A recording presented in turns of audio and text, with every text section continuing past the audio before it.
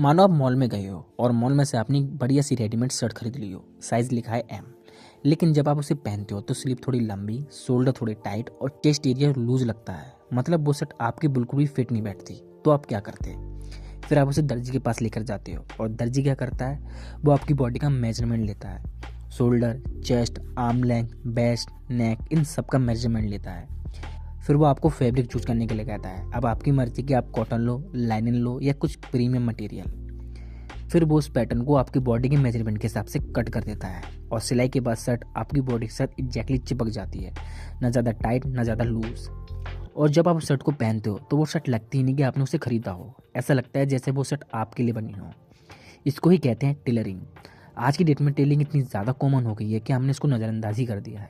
लेकिन टेलरिंग इतनी ज़्यादा इंपॉर्टेंट है, इसका अंदाज़ा आप इस बात से लगा सकते हो कि अगर टेलरिंग ना हो तो फिर आप जो कपड़े पहन रहे हो वो आपको कभी फिट बैठेंगे ही नहीं। और जो कपड़े आप पर फिट बैठेंगे ही नहीं वो आप पर अच्छे भी नहीं लगेंगे। और जब आपका कपड़ा अच्छा ही नहीं लगेगा तो वो कॉन्फिडेंस और वो लुक भी नहीं आएगा जो आज की डेट में आपको कपड़े पहनकर आता है।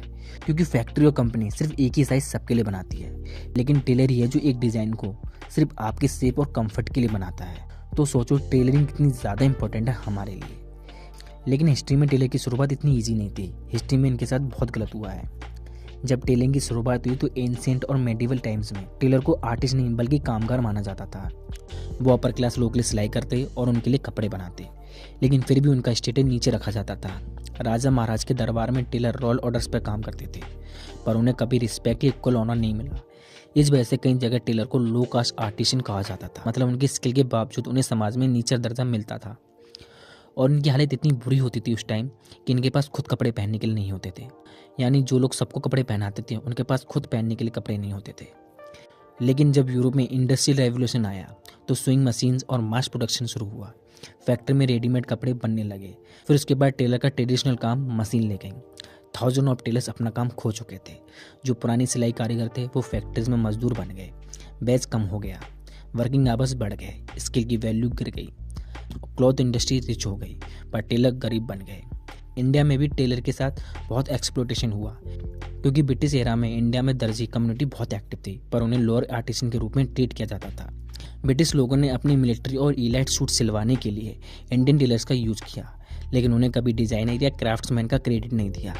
पेमेंट भी उनको बहुत कम मिलती थी और उनका काम एक सर्विस माना जाता था, आर्ट नहीं। फ्रीडम के टाइम तक भी टेलर का नाम इज्जत से नहीं लिया जाता था। वो काम करने वाला आदमी समझा जाता था, क्रिएटर नहीं। लेकिन फिर टेलर ने अपनी आइडेंटिटी बदली। स्लोली टाइम के साथ कुछ टेलर्स ने अपनी पहचान तोड़ दी और नई पहचान बनाई। जैसे इंडिया में रितु कुमार, सभ्याची मुखर्जी, मनीष मल्होत्रा जैसे डिजाइनर्स टेलर कल्चर से ही निकले और फैशन रेवोल्यूशन लाए। और इन लोगों ने टेलर को एक आर्टिस्ट के रूप में देखना शुरू किया। लेकिन फिर भी आज फैशन डिजाइनर्स असल में एक मॉडर्न टेलर ही है, बस उसके पास ग्लोबल प्लेटफॉर्म और रिकॉग्नाइजेशन है। लेकिन आज भी गारमेंट फैक्ट्रीज में टेलर्स 10-12 घंटे काम करते हैं। पेमेंट उन्हें कम दी जाती है और क्रेडिट भी उन्हें नहीं मिलता। फास्ट फैशन ब्रांड्स प्रॉफिट कमा रहे हैं, पर ग्राउंड लेवल वर्कर को बेसिक रिस्पेक्ट भी नहीं मिलती। उनका काम सबके लिए ज़रूरी है, पर उनकी कहानी कोई नहीं सुनता। लेकिन आज भी कुछ सस्टेनेबल ब्रांड्स और एनजीओस हैं जो उन टेलर्स के लिए स्टैंड ले रहे हैं। फेयर ट्रेड और एथिकल फैशन मूवमेंट्स बढ़ रहे हैं। इंडिपेंडेंट डिजाइनर्स अब अपने टेलर्स को क्रेडिट देने लगे हैं। सोशल मीडिया पर अवेयरनेस बढ़ रही है। लोग अब पूछ रहे हैं कपड़ा किसने बनाया, हु मेड बाई क्लॉथ्स। जैसे कि फेयर ट्रेड सर्टिफाइड ब्रांड्स, ये वो सर्टिफिकेशन है जो उन ब्रांड्स को मिलता है जो वर्कर के फेयर वेजेस और सेफ एनवायरनमेंट देते हैं। एग्जाम्पल के लिए पेटागोनिया जो कि यूएसए का ब्रांड है, एथिकल आउटडोर क्लोथिंग ब्रांड्स बनाती है। पीपल ट्री जो कि यूके और जापान का ब्रांड है, सेफियम मिनी ने बनाया था, ये प्योर फेयर ट्रेड और मॉडल पर चलती है। पैक्ट जो कि यूएसए का ब्रांड है, ऑर्गेनिक कॉटन और फेयर लेबल सिस्टम फॉलो करता है। ऑटोनो बाय कैली स्लेटर सस्टेनेबिलिटी और फेयर पे के लिए नॉन ब्रांड है।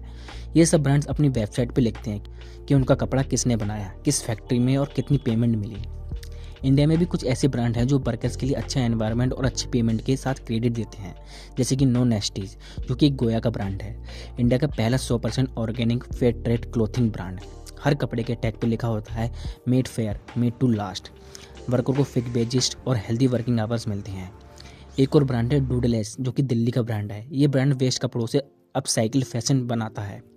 फैक्ट्री के टेलर्स को क्रिएटिव फ्रीडम मिलती है, वो डिज़ाइन में भी इंक्लूड होते हैं। ये फास्ट फैशन के against zero waste model promote करता है। लेकिन फिर भी आज हम इन टेलर्स को इतना इग्नोर करते हैं कि हमें लगता है कि एक तो कुछ कंट्रीब्यूट ही नहीं कर रहे हैं, लेकिन हमें उनको बेसिक डिग्निटी जैसे कि इनको रिस्पेक्ट देना और हो सके तो अच्छी सर्विस के लिए एक्स्ट्रा पे करने की हैबिट डालनी चाहिए। क्योंकि ये कपड़े नहीं सिलते, ये हमें वो बनाते हैं जो हम खुद नहीं सोच सकते। क्योंकि टेलिंग कोई काम नहीं है, ये एक आर्ट है। जब एक पेंटर कैनवास पे ब्रश चलाता है तो वो सोचता है कि किस रंग से इमोशन निकलेगा, किस लाइन से बैलेंस बनेगा। वैसे ही टेलर एक फैब्रिक पे काम करता है, उसके लिए कपड़ा कैनवास है और नीडल उसका ब्रश। हर स्टिक एक स्ट्रोक है जो एक नॉर्मल फैब्रिक को जीवन देता है। कपड़े टेलर के हाथ में बुनने लगता है, वो सोचता है ये फोल्ड कहाँ बने, यहाँ क्रीज कैसे आया, ये फिट कैसे होगा। ये डिज़ाइन का रिदम होता है, जैसे कि म्यूजिक में ताल।